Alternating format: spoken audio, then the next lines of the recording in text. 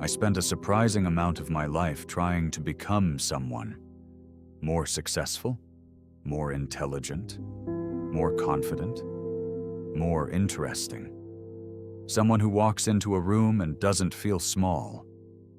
Someone who knows exactly what he's doing. Someone other people can look at and say, he has figured it out.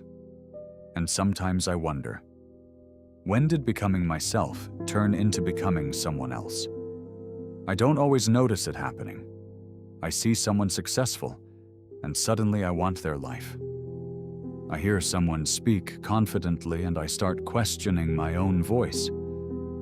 I watch someone achieve something I've been dreaming about. And instead of simply being happy for them, a small voice inside me says, I should be there too. Maybe that's where the ego begins to show itself. Not only in arrogance, sometimes it appears as insecurity, sometimes as comparison, sometimes as the constant need to prove that I matter. I have an image of myself in my head, and I spend a lot of energy protecting it. I want to be intelligent, so being wrong becomes uncomfortable. I want to be strong, so admitting that I'm afraid feels like failure. I want to be independent, so asking for help feels almost humiliating. The strange thing is, I can become so attached to an image of myself that I stop asking whether the image is even true. I defend it because I built it. And because I built it, I start believing I have to protect it. Wittgenstein wrote, "The limits of my language mean the limits of my world." He was talking about something much deeper than simply having a good vocabulary. But I think the idea can be turned inward. I also have a language for myself. I call myself successful, failure, introvert, strong, weak, smart, unlovable, ambitious, lazy. And after repeating these words long enough, they stop feeling like descriptions. They start feeling like facts.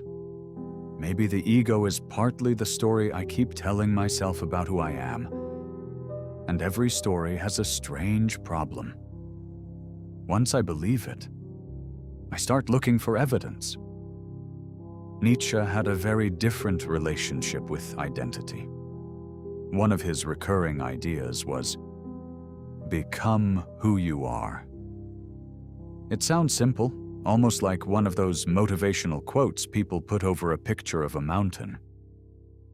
But Nietzsche meant something much more difficult. He wasn't simply telling me to be myself. He was asking me to become something that I have not completely understood yet. To create myself. To question the values I've inherited. To stop treating the person I have been as the person I must remain. And that changes the meaning of identity. Maybe I don't need to discover one perfect version of myself. Maybe I need to become capable of changing without losing myself. This is where the ego becomes complicated. Because I need some sense of self. I need to know what I value, what I believe, what I stand for.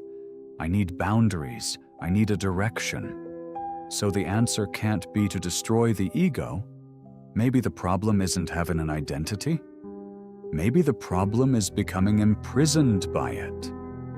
When I say, this is who I am, I sometimes forget that I could be wrong. I could grow. I could change my mind. I could become someone I couldn't have imagined 5 years ago. And that doesn't mean the old me was fake. It means I was unfinished. Maybe this is why criticism can hurt so much. Sometimes I'm not defending an opinion. I'm defending myself. Someone disagrees with me, and it feels like an attack on my identity. Someone doesn't admire me, and suddenly I feel invisible. Someone succeeds, and somehow I feel smaller. The event itself is often simple, but the ego adds a story. What does this say about me? Am I good enough? Am I falling behind? Do they think I'm nothing? And suddenly, I'm no longer living the moment. I'm protecting an imaginary version of myself. Maybe I don't need to stop wanting things. I can still want success. I can still want to be respected. I can still want to create something meaningful. But perhaps I should ask myself what I'm really chasing. Do I want the thing? Or do I want what the thing will allow me to believe about myself? There is a difference.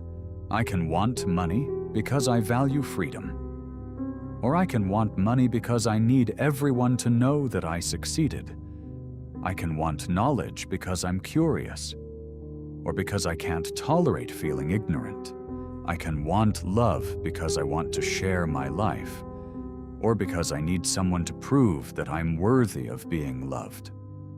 From the outside, these things can look exactly the same. Inside, they are completely different. Maybe growing up isn't simply becoming more confident. Maybe it's becoming less dependent on a fixed idea of who I have to be. I can be wrong without becoming a failure. I can lose without becoming a loser.